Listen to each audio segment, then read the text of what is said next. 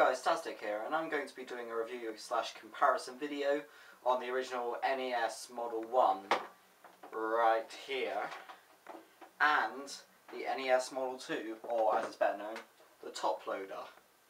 Now, the NES was released in the US in 1985 and in Europe in 1986, and was Nintendo's first cartridge-based system. Now, technically the Famicom was, but that's basically an NES, and it was released in 1983 in Japan.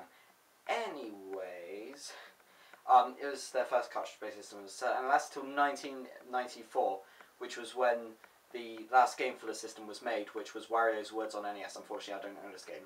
But technically, it was Sunday Funday, but that was an unlicensed game, so it doesn't count.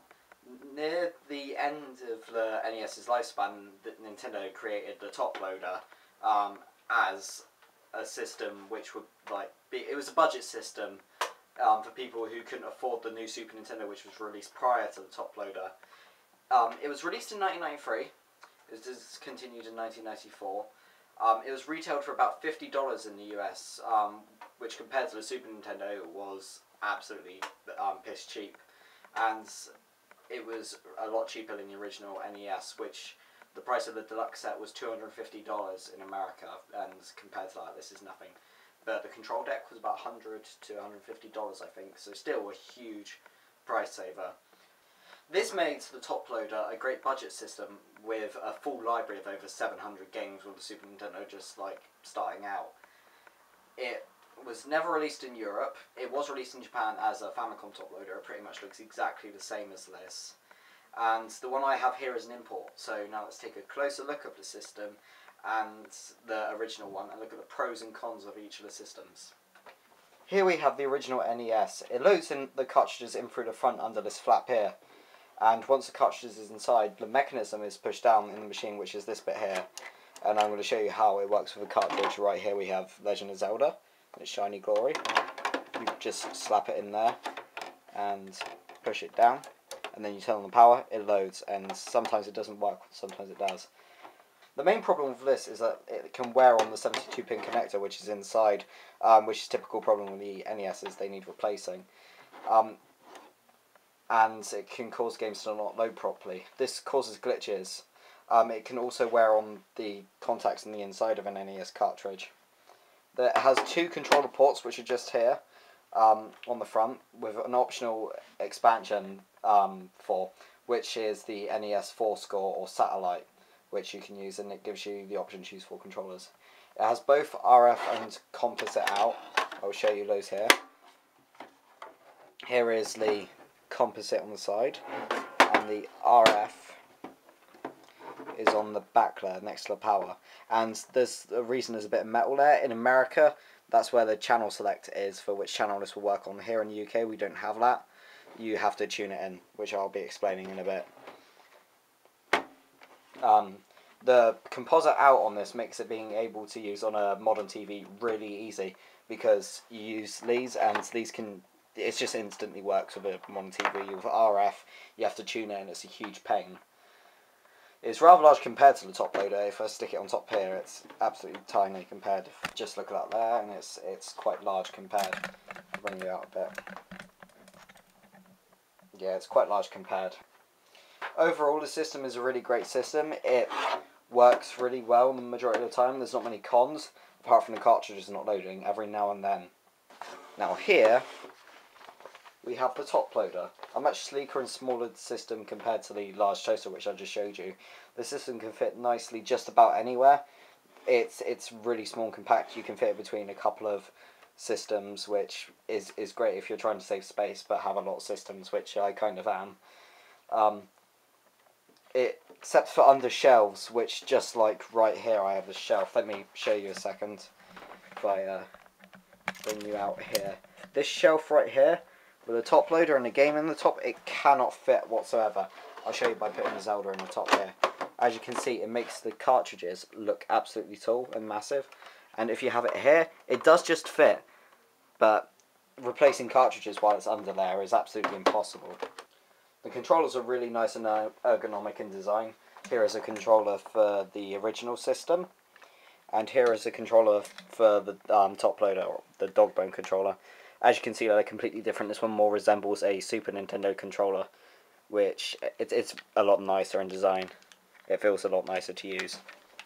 The console has RF out only, which is a huge pain compared to the original, which makes it so you have to tune it in. Though there are some top loaders out there which have AV out, like the Super Nintendo or N64, but those are quite rare because they if the top loader went wrong, you sent it to Nintendo, called the number up player, sent it to them, and they fixed the top loader for you, and they usually changed the output, so it'd be a AV there. So it's very similar to the SNES, the N64, and the GameCube, but those are very rare. The system being RF out makes it very difficult to work on UK TVs, as UK TV type, up until the last 10 to 15 years, was 50 Hz, instead of the US standard, which is 60 Hz, which makes getting this system to work on a TV here is a huge pain. Now, I would show you guys the system tuning in, but it's a huge pain in the ass to get it to work. I've actually tried about 4 or 5 times to get it to work, but because it didn't want to work, then I'm obviously not going to show you. So I'm going to move on with the review. Though there is a massive pro to having the system, it does actually have no region lock, so you can actually play PAL and NTSC games. If I'll just get this out here.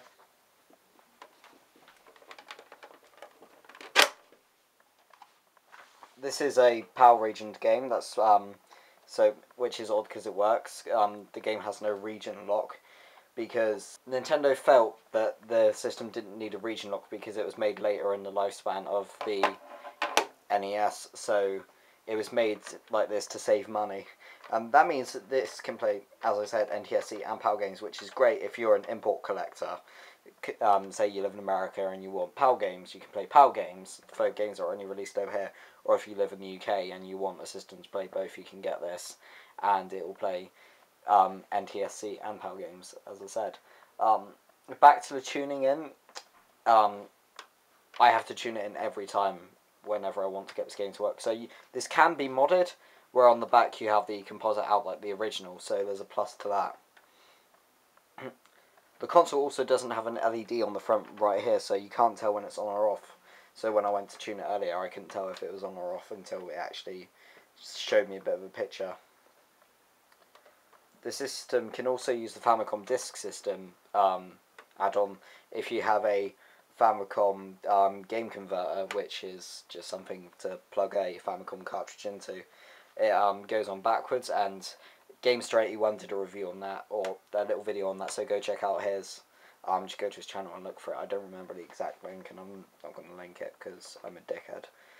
Now, it may seem like this is a bad system for all the cons that I've described, but no, this system is great as it does not get the wear from the on the game. So the games at the bottom, they don't wear out, and the 72-pin connector doesn't get fucked.